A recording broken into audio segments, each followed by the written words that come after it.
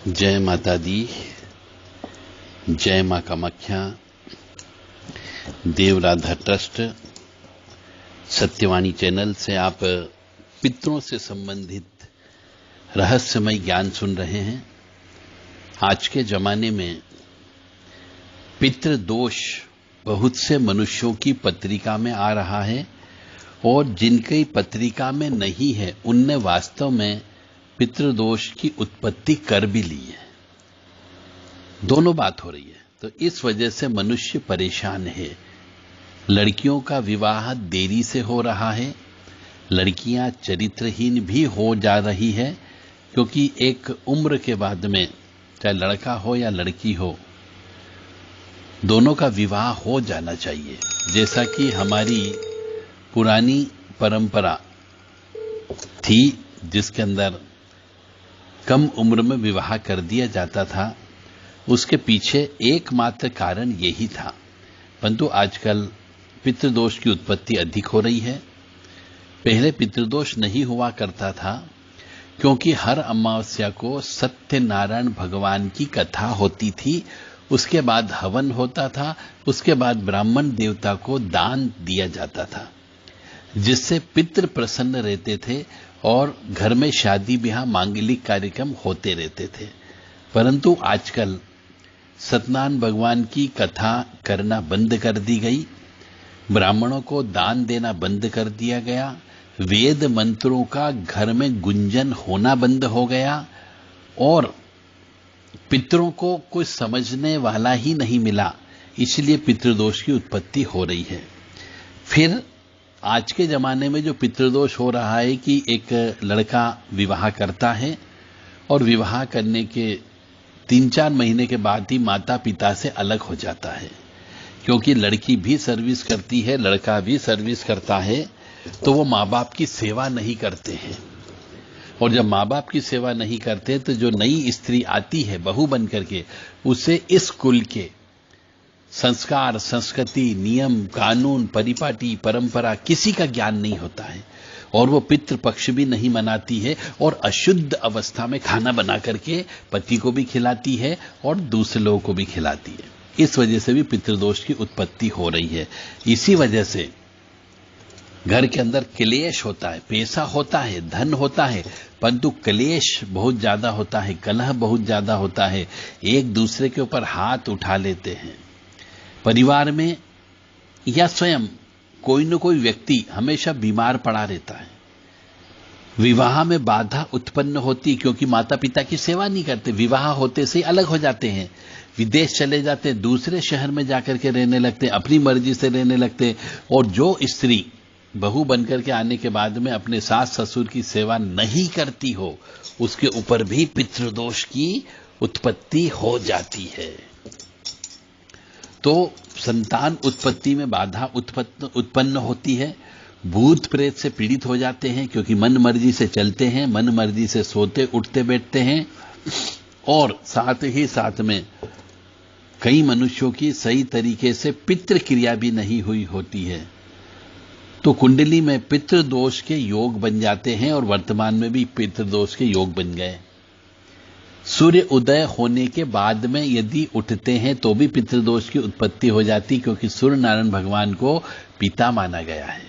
तो यदि आप पिता का अपमान करते हो, गुरु का अपमान करते हो, तो पितृदोष की उत्पत्ति हो जाती है। तो वर्तमान अवस्था में जो नए लड़के लड़कियां विवाह कर रहे हैं, उनके यहाँ बच्चे पैदा नहीं होने का कारण भी पितृदोष है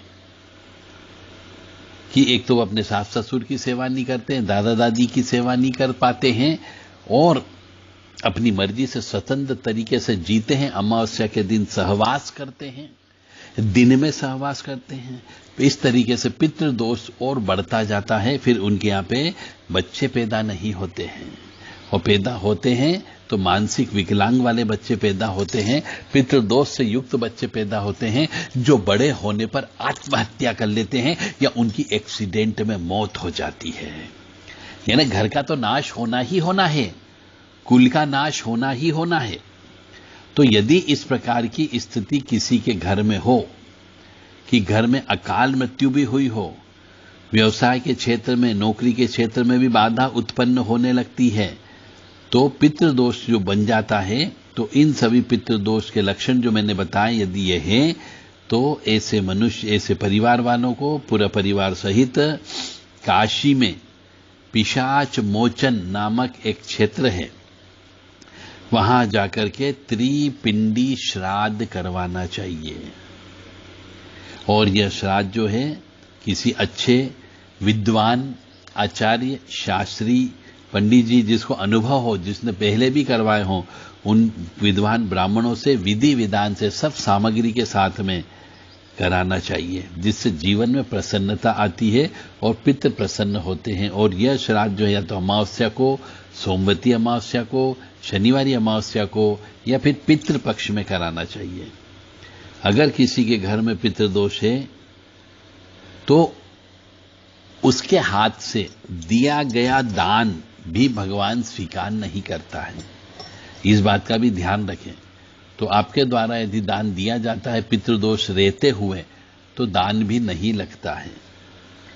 तो पितृदोष की शांति अवश्य कराएं। और जो मैंने कहा है आपको कि परिवार में यदि कलह रहती हो, पति पत्नी एक दूसरे के ऊपर हाथ उठाते हो, एक दूसरे का मान सम्मान नहीं करते हो, परिवार में कोई न कोई व्यक्ति बीमार पड़ा रहता हो, विवाह में बाधा उत्पन्न हो रही हो, संतान उत्पत्ति में बाधा ऊपर हो रही हो, भूत प्रेत से कोई न कोई परिवार का सदस्य पीड़ित हो, या फिर घर परिवार में अकाल मृत्यु हुई हो, व्यवसाय के क्षेत्र में आपको तकलीफें महसूस होती हो, जिससे ऋण लिया वापस नहीं कर पा रहे हो, या जिसको आपने दिया पैसा वो वापस नहीं दिया जा रहा, वापस नहीं आ पा रहा है, ये सब परेशानी यदि है तो समझो पितृदोष की उत्पत्ति है।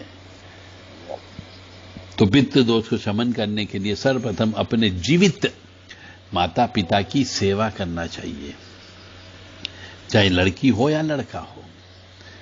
यदि स्त्री विवाह हो गया है तो वो अपने सास ससुर की माता पिता मान करके तन मन धन से सेवा करे, पर आजकल की लड़कियां नहीं करती है, इस वजह से भी पितृदोष की उत्पत्ति होती है। फिर कहती कि साहब हमें तो शारीरिक तकलीफ हो रही है, पेट में दर्द ज्यादा रहता है, कमर में दर्द ज्यादा रहता है, हमारा पीरियड अनियमित है, नियमित नहीं रहता है, और 1000 प्रकार की गोली दवाई खाते हैं, इन्वेस्टिगेशन रिपोर्ट कराते रहते हैं, परंतु सेवा नहीं करना है। तो यह जो चीज है, यदि आप अपने बड़े बुजुर्गों की सेवा नहीं कर सकते हो तो कष्ट तो आपको भुगतना पड़ेगा, चाहे मानसिक कष्ट हो, चाहे आर्थिक कष्ट हो, चाहे शारीरिक कष्ट हो, चाहे सामाजिक कष्ट हो, कष्ट अवश्य मिलेगा। जय माता दी, जय मां कामाख्या। तो आप सबसे मेरा विनम्र निवेदन है कि पितृदोष उत्पन्न न हो, उसके पहले आप चेत जाएं, जग जाएं, ताकि आपके जीवन में कष्ट की प्राप्ति न हो, और कष्ट नहीं आएगा तो आप खुश रहेंगे। हम मां भगवती जगत जननी से प्रार्थना करेंगे और करते रहते हैं कि मां, सभी व्यक्ति अनभिज्ञ हैं, सभी व्यक्ति शास्त्र नहीं पढ़ रहे हैं, उनके माता पिता ने भी शास्त्र नहीं पढ़ाया है, उनके माता पिता ने भी शास्त्र नहीं पढ़ा है, तो उनको माफ करें, अज्ञानी समझ के माफ करें। परंतु मां जो ईश्वर होता है वो कहता है कि व्यक्ति खुद तो हमारे सामने आकर के एक बार कान पकड़े। यदि मनुष्य माफी ही नहीं मांगे, यदि मनुष्य अपने आप की गलती स्वीकार न करे, तो ईश्वर कहां से आपको स्वस्थ रखेगा? ईश्वर आपको स्वस्थ नहीं रख सकता है। इसीलिए आपको ज्ञान होना जरूरी है कि यदि आपने कोई गलती की है तो उस गलती की बारंबार आपको माफी मांगना चाहिए, तब जाकर के माफीनामा मिलता है।